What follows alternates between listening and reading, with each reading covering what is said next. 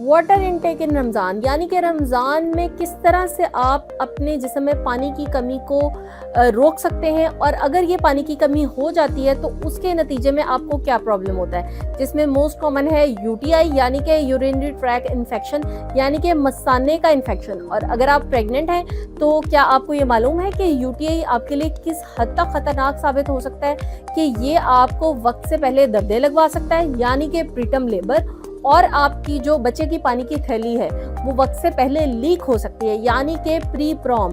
और उसके नतीजे में क्या होगा, आपका बच्चा वक्त से पहले डिलीवर हो सकता है, यानी कि प्री टर्म बर्थ। एक पॉइंट है कि पानी की कमी है और उसके नतीजे में कितने सारे मसाइल हैं। अगर आप प्रेग्नेंट नहीं हैं तो आपको मसाने का बहुत बुरा इन्फेक्शन हो सकता है, और अगर आप प्रेग्नेंट हैं फिर आपका बच्चा बहुत बुरी तरह मुतासर हो सकता है। तो क्या इसका मतलब है कि रोजा ना रखें?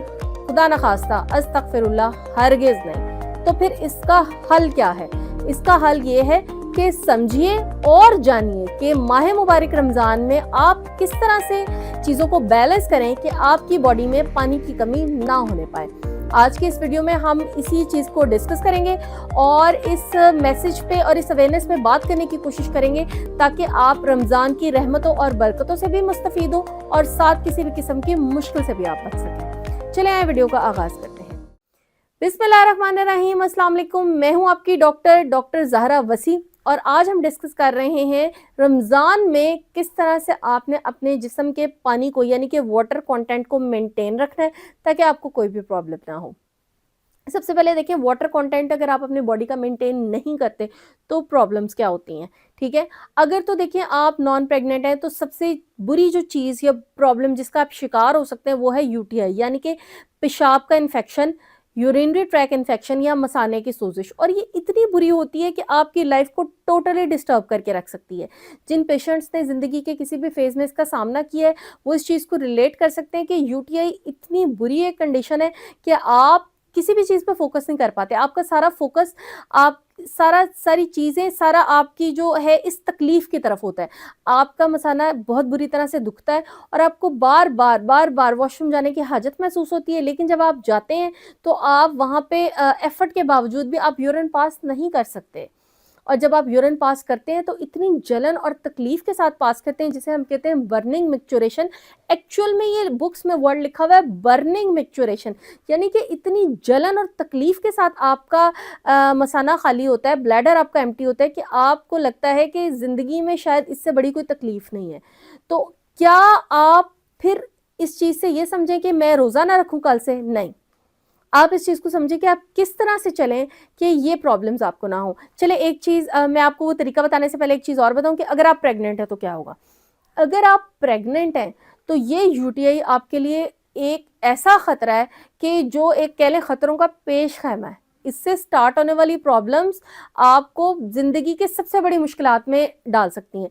जैसे पानी की कमी से होता है यूटीआई, और यूटीआई से होता है वक्त से पहले दर्दें लगती हैं, जिसे हम कहते हैं प्रीटर्म लेबर, या आपकी पानी की थैली लीक हो जाती है जिसे हम कहते हैं प्री प्रॉम। और उसके नतीजे में क्या होता है, वक्त से पहले बच्चे की पैदाइश होती है जिसे हम कहते हैं प्रीटर्म बर्थ। और वक्त से पहले बच्चे की पैदाइश होने के बाद क्या होता है, अफरा तफरी, भागम भाग, इसे ले जाएं, इसे नर्सरी में रखें, इसे शीशे में रखें, इतनी देर इंक्यूबेटर की ज़रूरत है। फिर क्या होता है, टेंशन। ज़िंदगी टेंशन का मंबा बन जाती है। किस किस्म के टेंशन? फाइनेंशियल टेंशन, नर्सरी के खर्चे बहुत ज़्यादा हैं, इंक्यूबेटर्स में बच्चों के जो है उसके ऊपर लगने वाली मेडिसिन, उसकी जो नर्सिंग केयर है, उसकी जो नर्सरी केयर है, उस पे बहुत आपका फाइनेंशियल बर्डन बन जाता है। फिर मेंटल टेंशन कि बच्चा जो है वो ठीक है, वो इम्प्रूव कर रहा है, वो नहीं कर रहा है, नर्सरी से कब डिस्चार्ज होगा, माँ बेचारी एक जगह पड़ी हुई है डिलीवरी करवा के, बच्चा एक जगह है। और ये सारी चीज़ें शुरू कहाँ से होती हैं? पेशाब के इन्फेक्शन से, जो कहाँ से शुरू होता है? पानी की कमी से। तो देखिए चीज़ें ना बहुत छोटी-छोटी सी होती हैं। एक बहुत बड़े फिलोसोफर ने कहा था, इंसान कभी पहाड़ से नहीं टकराता, इंसान हमेशा पत्थर से टकराता है। जो बहुत बड़ी-बड़ी चीज़ें हैं ना वो सबको नज़र आ रही हैं, सबको समझ आ रही हैं, तो उनसे हम अपनी बचत कर लेते हैं। हम फँसते कहाँ पर हैं? छोटी-छोटी चीज़ों पे, और उन्हीं छोटी चीज़ों पे हम बात करते हैं और उसी के अवेयरनेस हमें फैलानी है। चलिए अब आपको तरीका बताती हूँ जिससे आपने रमज़ान में अपनी वाटर इनटेक को मेंटेन रखना है। अच्छा, सबसे पहली बात तो ये है कि जब आप सहरी में अपनी सहरी कर रहे होते हैं, तो उसमें आप जो कैफ़ीनेटेड आपके ड्रिंक्स हैं, जैसे चाय या कॉफ़ी, उनको आप अवॉइड करें। चाय, कॉफ़ी पे मैंने काफ़ी डिटेल में वीडियो बनाई है, ऊपर आपको लिंक नज़र आ रहा है, आप उसको देख सकते हैं। लेकिन यहाँ पे मैं अवॉइड करने का क्यों कह रही हूँ, क्योंकि जो चाय और कॉफ़ी और ये जो ब्लैक ड्रिंक्स होती है ना, जैसे ब्लैक कोला ड्रिंक्स आपकी ये जिसमें आपकी कोक और ये कोका कोला और ये नेक्स्ट कोला वगैरह भी आती हैं, इनके अंदर होती है कैफ़ीन। और कैफ़ीन की ये ख़ासियत है कि ये आपके जिस्म से पानी को निकाल देती है। मेरी इस वीडियो को देखने के बाद नोटिस कीजिएगा कि जब आप चाय या कॉफ़ी का इस्तेमाल करते हैं ना, उसके बाद आपका दिल करता है, आपको बहुत ज़्यादा हाजत महसूस होती है बार-बार वॉशरूम यूज़ करने की। आपको नॉर्मल रूटीन से हट के ज़्यादा यूरिनेशन महसूस होती है, ज़्यादा आप जो है अपना मसाना खाली करते हैं, ज़्यादा आपको हाजत महसूस होती है, जिसकी वजह से आपके जिस्म से जल्दी पानी निकल जाता है। अब उसके बाद होता क्या है, 12 घंटे का रोज़ा है, सुबह-सुबह सारा पानी निकल गया, तो अगले 12 घंटे में आप ऑब्वियसली डिहाइड्रेट हो जाएँगे और उसके बाद क्या होगा, वही होगा जो मैंने बताया है, मसाने का इन्फेक्शन, यूटीआई। तो सहरी में प्लीज़ आप अवॉइड करें। अब बहुत सारे लोग कहेंगे हम तो रह ही नहीं सकते, मैं खुद नहीं रह सकती वैसे, मैं आपको बाय द वे बताऊँ तो उसका इलाज क्या है? उसका इलाज ये है कि एक तो ये कि रमज़ान से पहले ही एक इसको हम कहते हैं कैफ़ीन विथड्रॉल एक्सरसाइज़, अपनी चाय की मिकदार थोड़ी-थोड़ी कम करें ताकि आपकी बॉडी आहिस्ता-आहिस्ता एडजस्ट करे। और साथ ये कि जो आपने सहरी में चाय लेनी है ना, एक तो ये कि जैसे आप मग भर के लेते हैं, जैसे मिसाल के तौर पे मैं एक बड़ा मग चाय का लेती हूँ, आप उसकी क्वांटिटी को हाफ़ कर दें। आधा मग लें और जितनी आप उसमें पत्ती डालते हैं या कॉफ़ी डालते हैं, आप उसको भी हाफ़ कर दें, ताकि आपकी बॉडी में जितनी आम तौर पे कैफ़ीन जाती है, उससे हम कोशिश करके तीसरा या चौथा हिस्सा आपकी बॉडी को दें, ताकि जितना हम इस असर से, डिहाइड्रेशन या पानी ख़ारिज होने वाले असर से बच सकते हैं, उतना हम बचें।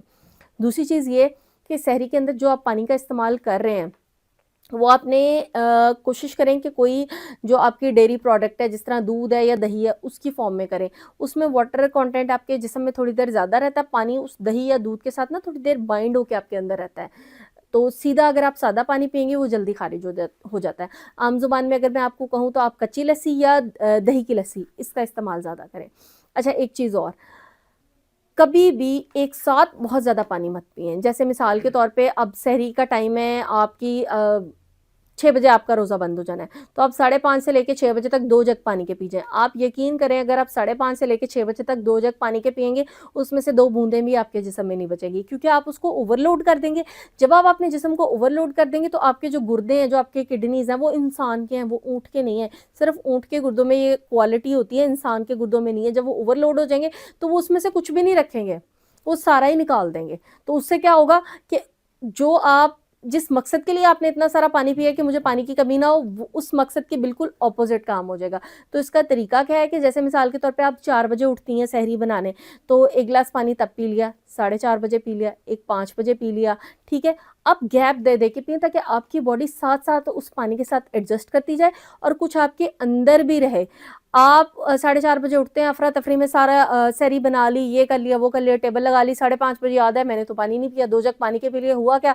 सारा का सारा पानी निकल गया और जिस मकसद के लिए पिया गया था, उससे उलट उसका इफ़ेक्ट आ गया। तो इस बात का आपने लाज़मी ख़्याल रखना है। अब जो मेन चीज़ है, जो मेन काम है करने का, वो ये है कि इफ्तार के अंदर एक तो ये है कि रोज़ा खोलते ही आपने बहुत ज़्यादा मीठा नहीं लेना, यानी कि जैसे जाम शीरी, टैंग वगैरह, इन चीज़ों का आपने बिल्कुल इस्तेमाल नहीं करना। अफ्तारी में जो आपकी फूड चॉइसेस हैं, उस पे भी हमने एक वीडियो बनाई है, आप वो सेपरेटली देख सकते हैं। फिलहाल हम पानी की बात करें तो आपने किस तरह से करना है कि इफ्तार से सहर तक आपके पास जो 12 घंटे का टाइम है, उसमें आपने ठहर-ठहर के पानी पीना है। 6 बजे, 8 बजे, 10 बजे, जैसे आप अपनी मगरिब इशा की नमाज़ पढ़ते हैं, फिर तरावी पढ़ते हैं, तिलावत करते हैं, सुबह तहज्जुद पढ़ते हैं, फजर पढ़ते हैं। एक कंटिन्यूअस प्रोसेस में आपने पानी पीना है। उसका उसका जो इफ़ेक्ट होगा ना, आपका जिस्म उस पानी को होल्ड करेगा, आपकी बॉडी उसको एब्ज़ॉर्ब करेगी और आप वेल हाइड्रेटेड रहेंगे। इसमें आप जो सबसे अच्छी चीज़ इस्तेमाल कर सकते हैं, वो है हमारे कुछ सीड्स, जैसे चिया सीड्स हैं या बेसिल सीड्स हैं, जिसे उर्दू में हम वो तुख्मलंगा या तुख्म दाऊदी कहते हैं। उनको आप पानी में सोख करके रखें और इफ्तार में जो आपने ड्रिंक्स बनानी है, वो हेल्दी वे में बनाएँ। वो जो आपके जैसे तुख्मलंगा या चिया सीड्स जो सोक हुए हैं वो फूल के काफ़ी ज़्यादा हो जाते हैं क्वांटिटी में, उसमें आप थोड़ा-सा स्कंजवीन बना लें, नींबू पानी हल्के से मीठे के साथ। आर्टिफ़िशियल चीज़ें अवॉइड करें, ऑर्गेनिक चीज़ों के पास रहें। वो जब आप पिएँगे, जैसे वो फूल जाते हैं ना, ऐसे ही आपके मैदे में जाके वो काफ़ी देर तक पानी को होल्ड करके रखते हैं, तो आपकी बॉडी में डिहाइड्रेशन का फैक्टर नहीं आता। और इसमें एक चीज़ मैं आपको और बता दूँ, आपने जूसेस का इस्तेमाल नहीं करना, फ्रेश होल फ्रूट्स का इस्तेमाल करें। जो पूरा फ्रूट होता है ना, उसके अंदर होता है फाइबर। अल्लाह ताला ने इसीलिए उसको फ्रूट की फॉर्म में बनाया, वरना अल्लाह मियाँ की कुदरत क्या उसको जूस की फॉर्म में नहीं बना सकती थी। जूस की फॉर्म के अंदर आपका पानी जल्दी निकल जाएगा। तो आपने पूरी चीज़ें खाएँ, होल सीड्स लें, जैसे तुखमलंगा हो गया, चिया सीड्स हो गए, होल फ्रूट्स लें, ठहर-ठहर के पानी पिएँ, फ्राइड आइटम से अवॉइड करें और कभी भी अपनी बॉडी को ओवरलोड ना करें। एक साथ अचानक से बिल्कुल पानी ना पिएँ, क्योंकि आपकी बॉडी उसको हैंडल नहीं कर सकेगी और सारा ही निकाल देगी। आई होप ये इन्फॉर्मेशन आपके लिए यूज़फुल साबित होगी। वीडियो को आगे लाज़मी शेयर कीजिएगा और मुझे दुआओं में याद रखिएगा। बहुत शुक्रिया।